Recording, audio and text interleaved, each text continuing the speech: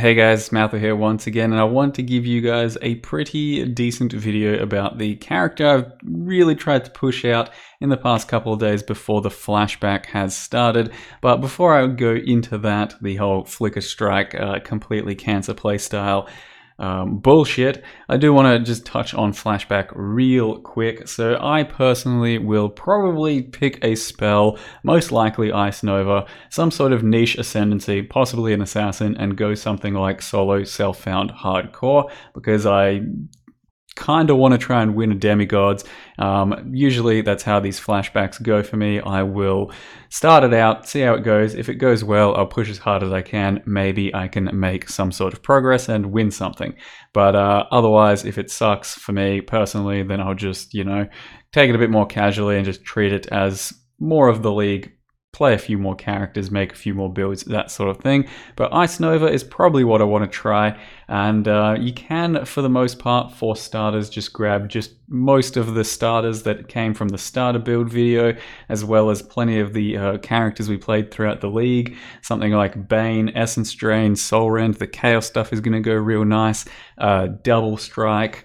With Gladiator or Tectonic Slam as Jug if you want some melee stuff, Rain of Arrows, Scourge Arrow, that sort of thing for ranged, or just about any spell. Divine Ire, Stormburst, those are very popular and good right now, as well as Stormbrand and Winter Orb, and most Ascendancies are going to work real nice for that. As I mentioned though, I will personally probably be trying out my second Ice Nova, because I loved the absolute hell out of the first Ice Nova I played, and I wouldn't mind trying to take that into a bit more of a slower and methodical setting. So that's probably what I'll do, but I'll still have to give it a think before it actually starts. But then moving on to what is most definitely not a starter build, the thing that I was focusing on for the past couple days, because I had 2 days or so to get a character up and running before flashback started, so it had to be something fast and stupid. And fast and stupid is the name of the game with Flickerstrike, cast on crit, cold stuff using Cospre's Malice dual wield.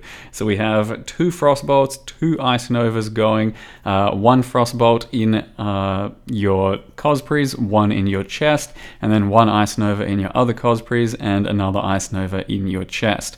So it's a 6-link chest using cast on crit, Flickerstrike, multi-strike, into both Ice Nova and Frostbolt, as well as increased critical strikes. Every single time you crit with your Flickerstrike, you are going to fire off all kinds of bullshit that's also proccing from your Cospre's Malices, and this is the result. Most of the maps showcased here are double beyond, with lots of sextanted stuff going on, and you can see the XP bar should be just like rapidly moving by itself as you hold down your right click and just let Jesus take the wheel.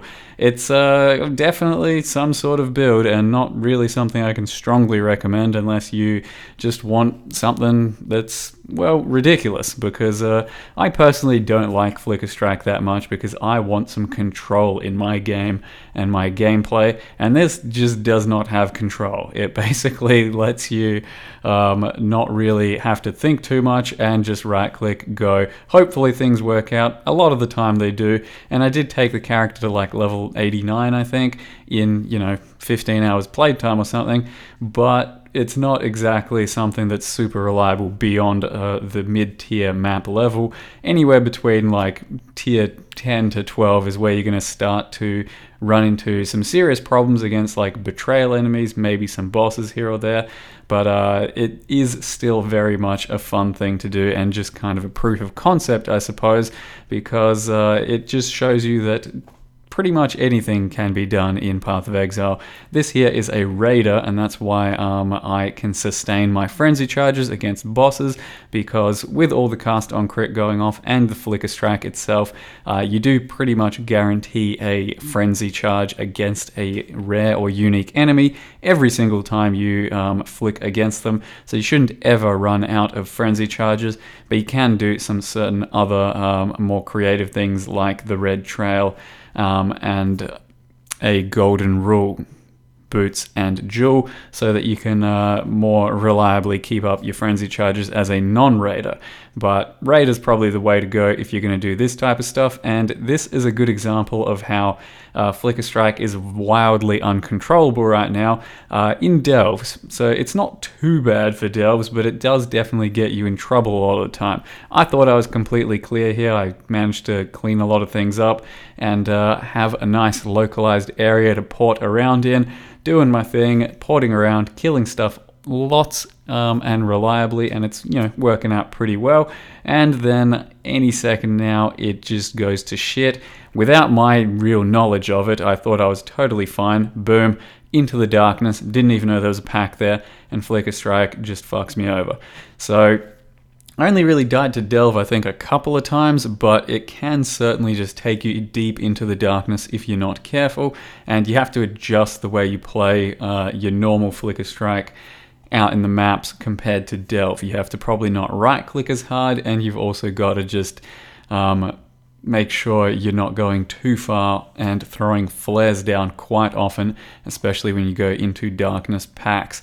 Other than that, it's pretty fun and pretty wild in delve as well. It did work out well enough. I wasn't going to go super deep, so I definitely wasn't going to be tackling the deepest of my delves, but is what it is, and it got me through a lot of this sort of stuff pretty unscathed. So I only really started to die quite profusely with this build when we got to the later tier red maps, because at that point, you know, map mods can get pretty nasty, and betrayals, and then especially your actual end game bosses start to hit pretty hard, and you can't reliably not attack them.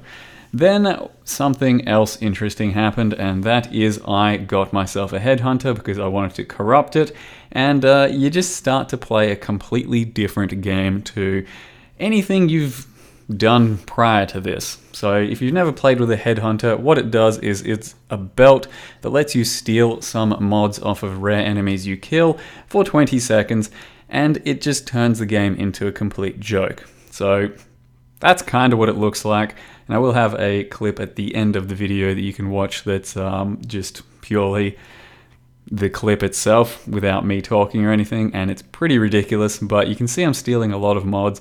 You can see you're just going all over the place and getting super fast, and it's the most cancerous playstyle, but it's kind of fun for a few minutes for a few maps, and that's why I don't really play with Headhunters or go for them, because it just changes the game into something else, and your build hardly matters at that point. You are just playing whatever Headhunter is, whatever buffs you're getting, and going super fast and destroying the entire map without really doing anything, without really putting any effort forward. But I can appreciate a Headhunter for a few maps for like 30 minutes or something, and it's pretty fun. But at the end of the day, I really do not subscribe to the Headhunter playstyle, or most busted item playstyle. But this one in particular, because it just, your build no longer matters. What you've done to get to this stage doesn't really matter, and you're just going super fast, stupid, and completely ridiculous. And you can see just how ridiculous it goes against these bestiary mobs that, you know, take a couple extra seconds to disappear, and they are immune, so you can keep attacking them.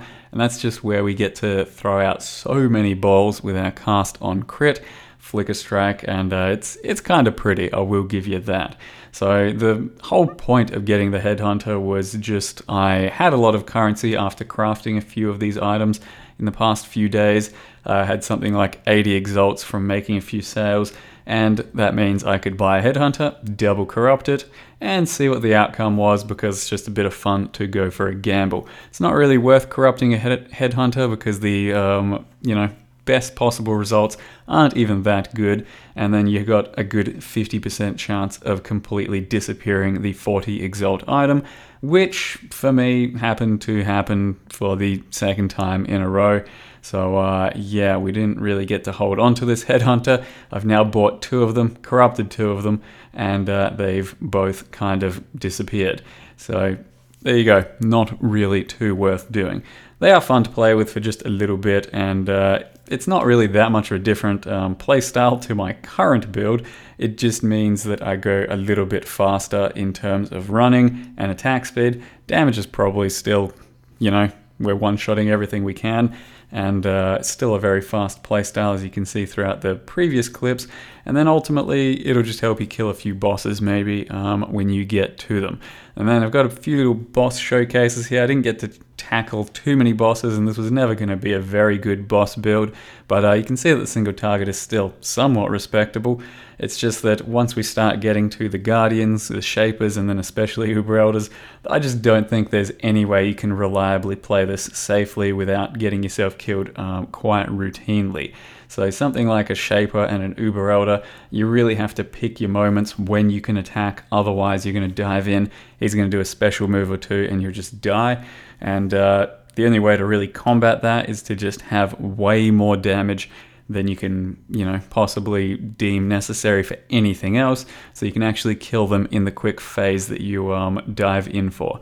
So I'll just show you what the gear is like real quick, how the character's built in case you want to do something like this, but I can't really strongly recommend it for the entire game, just for a bit of fun here or there. So there's our character level 89 raider called Flicktardo. Ricardo, Flicker, Tard, the whole thing. It's based around the Cospre's Malice foils, so you have 2 of these, and you have a spell in each of them. You can't have the same spell in both of them because they share a cooldown. So we've got Ice Nova in one and Frostbolt in the other, and then the chest we have Frostbolt and Ice Nova as well attached to Flickerstrike, Multi-Strike, Cast on Crit, and Crit Strikes. So the idea is to keep your crit strikes up pretty high on your Flickerstrike itself, so that just about every single time you are flicking, you're critting, and then proccing all of these spells. And it's pretty much as simple as that, I suppose, and it does start working right from level 38 without these foils even. Once you get to the foils though at 68, that's when it really takes off to become just something completely stupid, and that's when you can start going super fast and just shitting out spells everywhere. I don't think it's super practical, compared to so many of the other cast on crits I've done, like a Spectral Throw or Cyclone. That type of stuff, because it's a lot more controlled in those environments, but this is a lot of fun if you still want to try it, and some sort of viable Flickerstrike at the moment. Not too sure what else to really say. It's just a Flickerstrike and cast on crit beyond that point. Try and fill out your life in as many places as you can, and accuracy as well. Got an Assassin Mark ring, nothing too special there. If you don't want to worry about accuracy at all, you can just run a Lycosidae with 1 Cospre's. It'll still do a lot of work, and then ignore accuracy altogether. Got these gloves just because they had crafted multi-mods as they dropped for free on Delve with crafted multi-mods. I then rigged them, they got accuracy, so then I put a couple other mods onto them. Seemed to work out pretty well. You can go cooldown recovery on both shaped belt and shaped boots. I don't think it's super important, but since I had a lot of currency, I just decided to try and create my own, and that's what happened. But for a lot of the video, I don't even have these cooldown recovery items, so they're not super important. But the idea here is they, reduce the cooldown of the cast on crit, because by default cast on crit currently has a 0.15 second cooldown, meaning you can't proc your spells faster than 0.15 seconds, but this affects that by making it go down a little bit, and at that point you just need more and more attack speed, more and more crit. So it's not super important, but I figure I'll try and max it out anyway. And then the only other thing is the chest. You can either go an Elder chest with crit to attacks, a Shaper chest with crit to spells, a Lore Weave, a Carcass Jack, Belly of the Beast. You can go just about fucking anything for this sort of situation. I think a Lore Weave probably would have made the most sense, but then you'd have to really scale your life even higher through other means. So there is still a bit of life to go in the build, but you're not really ever going to hit too much with this exact type of setup. Now I do also have Cinder Swallow that will be procced, or igniting enemies through this fire attack on my amulet. Get it anywhere, and then that means that your Flickerstrike will burn enemies, and that's how you get the bonus from Cinder Swallow. Otherwise, it's a huge amount of sustain just for your killing things. Get that life and mana back whenever you do. But otherwise, I'd say it's all kind of straightforward. I'll link you the path of building and the build if you really want it down the bottom of the build list. But otherwise, just to mention about the passive tree, this is the reason we can Flickerstrike so much, Way of the Poacher in Raider.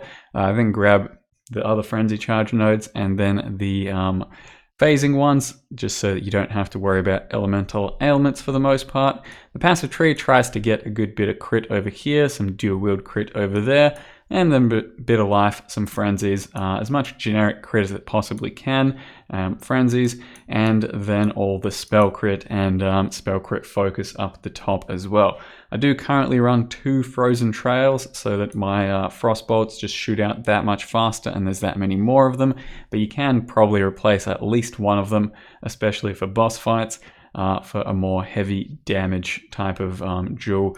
Something like this with some crit multi, some cold damage, some spell damage, something like that. So like I said, not too sure I can strictly recommend this build, but hey, if it's something that you like the look of and you don't mind dying every now and again while still having kind of a blast, then by all means try something like this out. I'll link you the POB, and it's pretty ridiculous. I'll leave you guys with the video of the first time I put the Headhunter on. It's just, I don't know, haven't played with one in a while, and combined with this Flickerstrike, it becomes pretty crazy. So I hope you guys enjoyed the video. See you in the flashback race. Thank you very much for watching, and see you next time. Who was here, chat? I was here.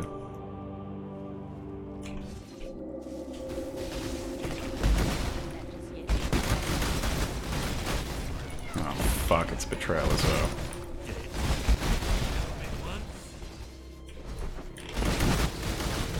I'm not sure what barrels I got.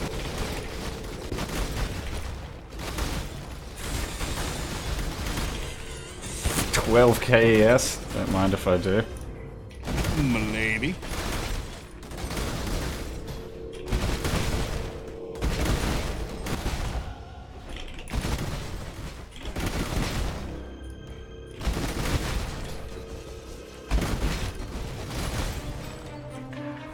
Ah, fuck. I still have to talk to the dude, don't I? Shit.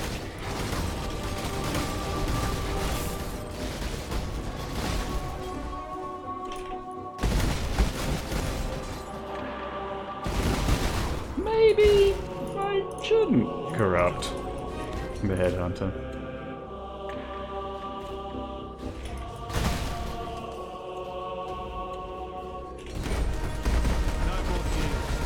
Oh god, I'm so bad at killing these.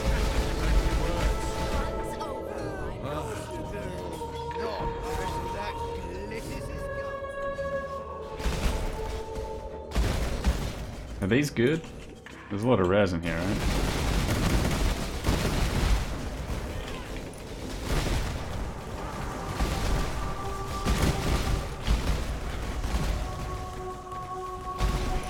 Dude, I think at this point, like, my Flickerstrike kills things, not the cast on crit.